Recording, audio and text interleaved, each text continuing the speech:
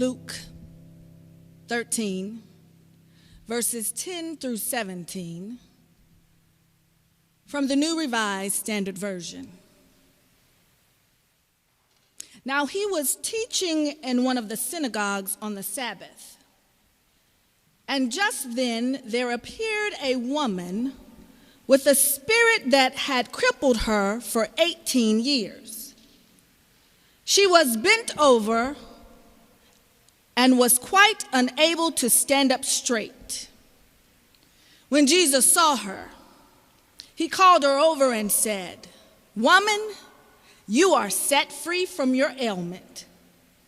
When he laid his hands on her, immediately she stood up straight and began praising God. But the leader of the synagogue, indignant because Jesus had cured on the Sabbath, kept saying to the crowd, "There are 6 days on which work ought to be done. Come on those days and be cured, not on the Sabbath day." But the Lord answered him and said, "You hypocrites! Does not each of you on the Sabbath untie his ox or his donkey from the manger and lead it away to give it water? And ought not this woman, a daughter of Abraham, who Satan bound for 18 long years, be set free from this bondage on the Sabbath day?" When he said this, all his opponents were put to shame, and the entire crowd was rejoicing at the wonderful things that he was doing.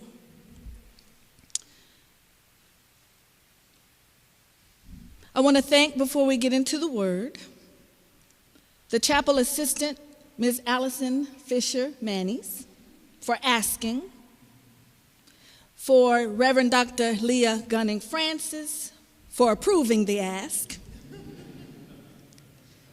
to the president, the administration, faculty, staff, students, guests, and friends, to a couple of my co-workers I see. My husband is here today. Just thank you for being here. This is a privilege and an honor that I do not take lightly. As a womanist, Christian womanist theologian, educator, and an ordained elder in the African Methodist Episcopal Zion Church, I am excited to be a part of this chapel service today. If you will think with me, this afternoon, Rite of Passage. Rite of Passage. Women's History Month is on the heels of Black History Month. And on March 8th will be International Women's Day, pausing to honor events that involve significant changes of status in society. It's a journey of honoring all women, voices of women, women's stories and achievements. If you're not a woman, you know a woman, be it a sister, a mother, a wife, a friend, or someone who self-identifies as a woman on this so-called journey of life. Jesus is journeying to Jerusalem and teaching in the synagogues as he travels. This was common for his mission and ministry practice. This text tells us that there is a woman. She wasn't called by a name. She was called by the sickness that left her unable to walk properly for 18 long years.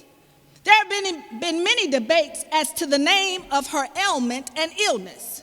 Unlike Luke, I am not a physician of the body, and pronouncing medical terminology is not my strong suit. I am sure from the description that we are given, she is bent over double, unable to stand up straight, twisted over so much that it resembles arthritis, if it's not a form of arthritis itself. She's weighed down and bound, and she did not fit into the able-bodied or able-privileged category. The word bound is very appropriate for this type of disease of the locomotor system of the body.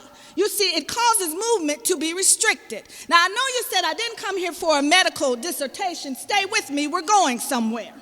You see, her spine is so fused together that discs are in the wrong places and spaces, leaving her always looking down.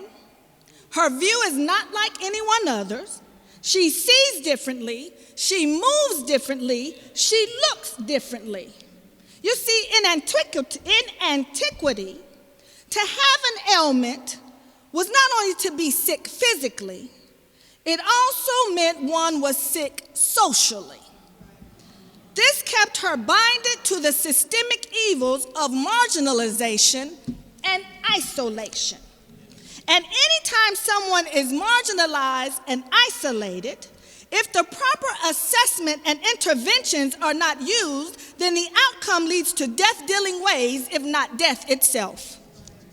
Can you imagine being so impaired in your body with a chronic or acute illness that your mind and spirit become compromised?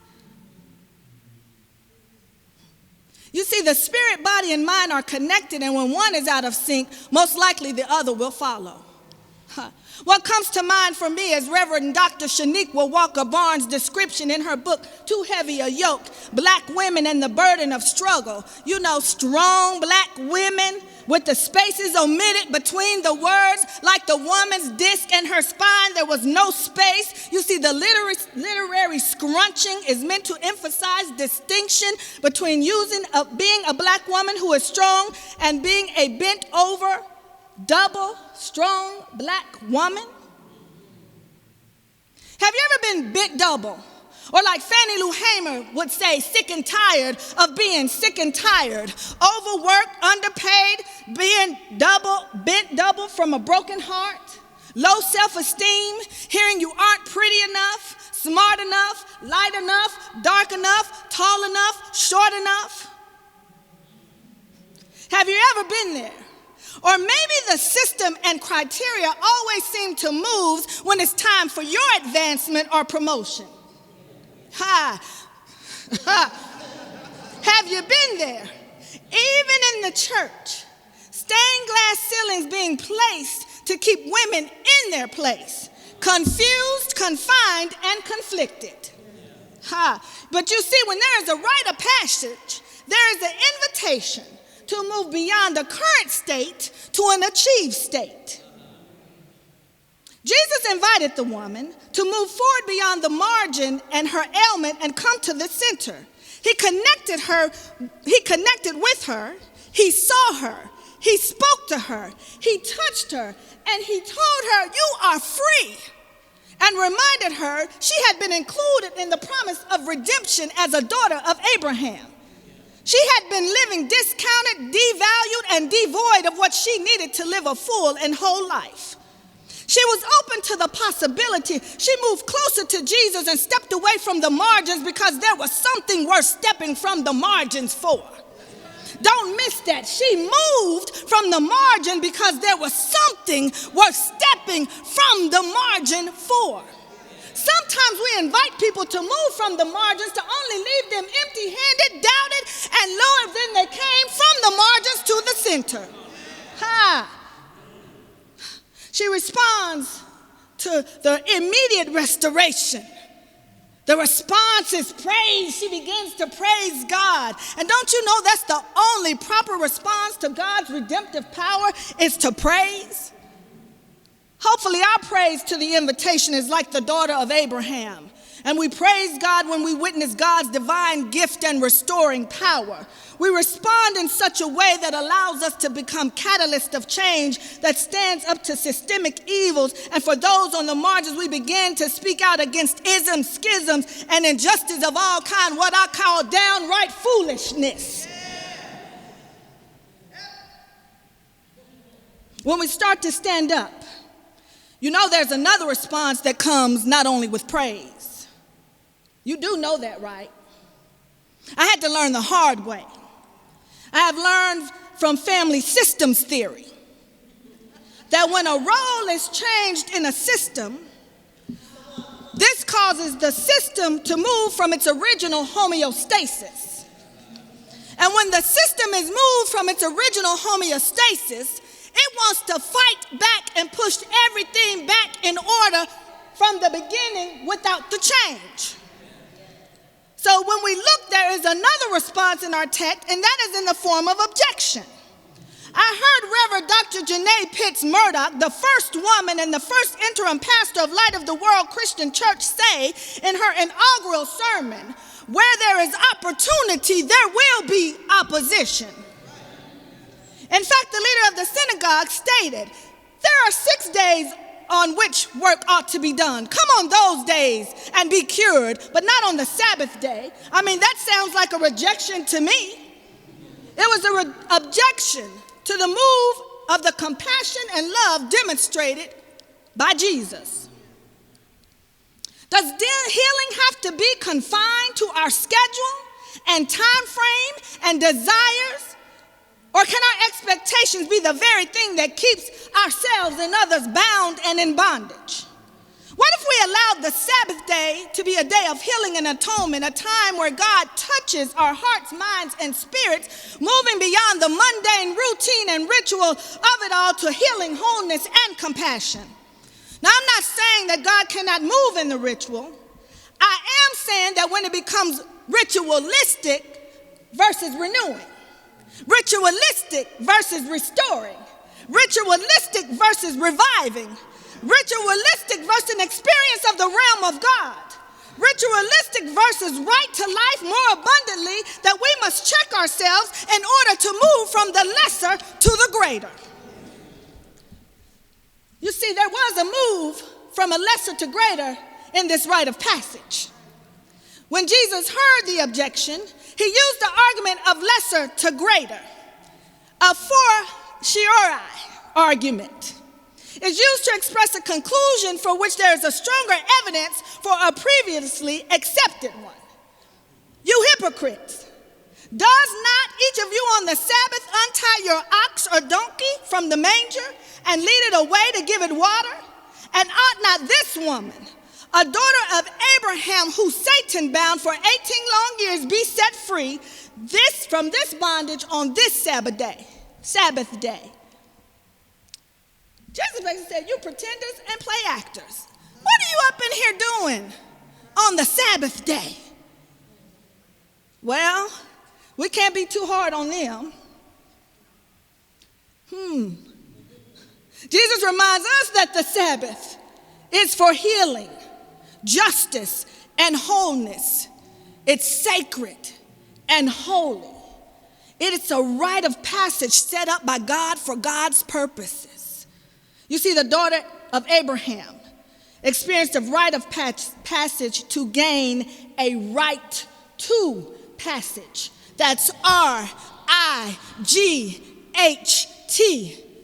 a right to passage. She went from lesser to greater and grafted back into the community. Jesus saw her, touched her, and called her by her original name, a daughter of Abraham. She was deemed as one befitting and worthy of the promise, created in the image of God, Image Dei, having all the rights, access, and privileges to the promise, not because of who she was, but because of who God is. You see, women in our society have lived lives bent over, broke down, bruised, battered, and long enough. When do we as a people of God begin to call forth the change and transformation needed to empower and enrich lives? How do we serve as a catalyst of change, or the famous coin phrase, become a change agent in our sphere of influence?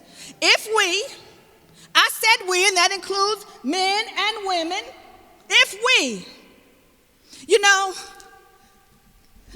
sometimes we as women, we don't even support ourselves. But that's for another sermon, all right? If we are already allowing God to use us, let us ask God, in what ways do I keep others motionless and tethered to the system of disenfranchisement? Removing stains and glass ceilings and tokens to develop rites of passage that allow women to have equal pay, be safe from sex trafficking, move up the ranks with men on an equal footing without limitations, without hindering movement or keeping them bound by the status quo or being just the exception. There's enough of us where we don't have to be just the exception. When it is revealed, let us repent. Many of us have been agents of change, moving us from lesser to greater. Rahab, Deborah, Mary, Harriet Tubman, the Grimke sisters, Susan B. Anthony, Elizabeth Cady Stanton, Rosa Parks, Katherine Johnson, Rachel Naomi Raymond, and Tarana Burke. It is time for us to move from lesser to greater and not be entangled in our own agenda, that we miss those coming for healing and restoration. It's time for us leaders to use an aforeshiri and toss the timetables of progress from our own standards and tap into the holy transitions and transformations that can manifest when we move from lesser to greater. It is time to live out the rite of passage that allows for right to passage, and if not on the Sabbath day, then when? Ha! You see, God's redemptive power, it is not for some, but it is for all God's children, and that includes the woman. So when there is a rite of passage, you see, there is an invitation, there is a response, and there is a movement from lesser to greater. The redemptive power of God is for all God's children, including the woman.